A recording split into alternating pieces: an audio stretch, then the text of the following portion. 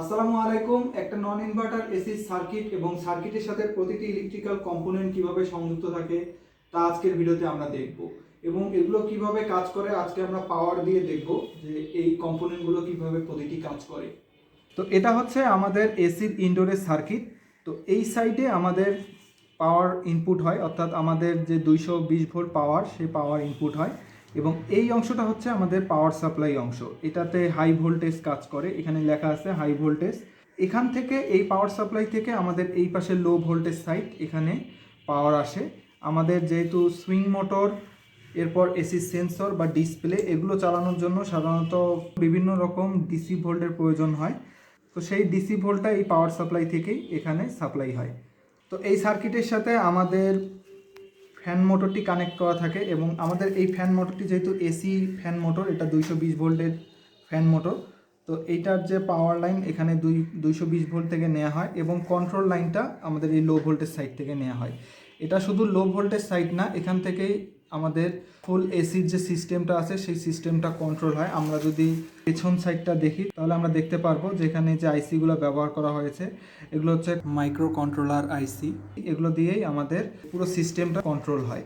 এরপর আমাদের সুইং মোটরটা এখানে লাগানো থাকে। সুইং মোটরটার পাশেই আপনারা দেখতে পাচ্ছেন আমাদের যে রুম টেম্পারেচার সেন্সর এবং পাইপ টেম্পারেচার সেন্সর সংযুক্ত থাকে এবং এই পাশে আমাদের এসি ডিসপ্লেটি সংযুক্ত থাকে।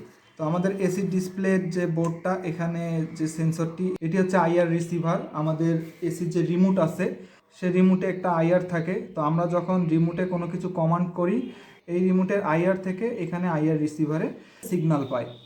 তো আমরা এখন এই বোর্ডটিতে পাওয়ার দিয়ে দেখব যে এটি কিভাবে কাজ করে। আমরা এখানে 220 ভোল্ট সাপ্লাই দিয়েছি। তো এখন আমরা এই সার্কিটটিকে অন করব, আমরা রিমোট দিয়ে এটি অন করব। আপনারা দেখতে পাচ্ছেন যে আমাদের রিমোট দিয়ে এসিটি অন করার পর আমাদের মোটরটি অলরেডি স্টার্ট হয়ে গেছে, আমাদের মোটরটি ঘুরছে এবং আমাদের সুইং মোটরটিও কিন্তু ঘুরছে, কিন্তু সুইং মোটরটি সহজে বোঝা যাবে না কারণ এটা খুবই আস্তে ঘুরে। আমরা যখন রিমোটে কোনো কিছু কমান্ড দেই তখন আমাদের এই সেন্সরের মাধ্যমে রিসিভ হয়ে এই পুরো সিস্টেমে কাজ করে। তো আপনারা দেখতে পাচ্ছেন যে এখানে ফ্যান স্পিডটা একদম ফুল দেওয়া আছে। আমরা যদি ফ্যান স্পিডটাকে লো করে দেই তাহলে আমাদের এই মোটরের স্পিড কমে যাবে। আমরা এখন ফ্যানটাকে লো করে দিব, আমাদের মোটরের স্পিডটা কমে গেল।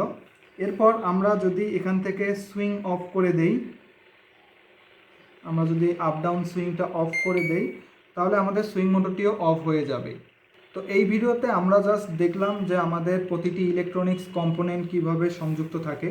এরপর আমরা একটি ডিজিটাল মাল্টিমিটার নিলাম এবং এই মাল্টিমিটারটিকে এসি ভোল্টেজ মোডে দিয়ে এখানে আউটডোরে দেখব যে আমাদের আউটডোরের লাইনটি যাচ্ছে কি না। তো আমরা যদি আউটডোরের আউটপুটে ধরি তাহলে আমরা দেখতে পাচ্ছি যে এখানে 227 ভোল্ট আউটপুট হচ্ছে। তো আজকের ভিডিওতে আমরা দেখলাম যে এসি সার্কিটের সাথে কোন কম্পোনেন্টগুলো কিভাবে সংযুক্ত থাকে। তো এর পরের ভিডিওতে আমরা দেখব যে প্রতিটি কম্পোনেন্ট কিভাবে চেক করতে হয় বা সার্কিট থেকে যদি সমস্যা হয় সেটা আমরা কিভাবে চেক করে দেখতে পারবো। তো আশা করছি আপনাদের ভিডিওটি ভালো লেগেছে। আমাদের এই ট্রেনিং সেন্টারে প্রত্যেকটি কাজ হাতে কলমে শেখানো হয়।